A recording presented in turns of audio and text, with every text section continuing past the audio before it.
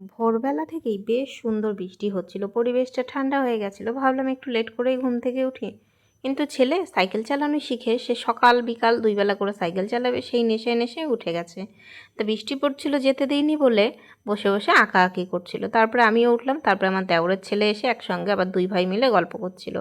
আর ওইদিকে ভাত, আর ওইদিকে আমি চা বসিয়ে দিয়েছিলাম। আজকে আবার আমার বর চা খাবে, যেহেতু পরিবেশটা ঠান্ডা ঠান্ডা। তারপরে সে চা খেয়ে চলে গেল বাজারে। তারপরে বাজার করে কিন্তু চলে এসছে। বাজারগুলো কী কী তোমাদের সঙ্গে শেয়ার করি। দেখো, ডাঁটা নিয়ে এসছে, আর নিয়ে এসছে ভেন্ডি, পেঁপে আর মিষ্টি আলু। মিষ্টি আলুটা তো আমার বর কোনো দিনও বাজার থেকে আনে না, আমি বলে দিয়েছি সেই জন্য এনেছে।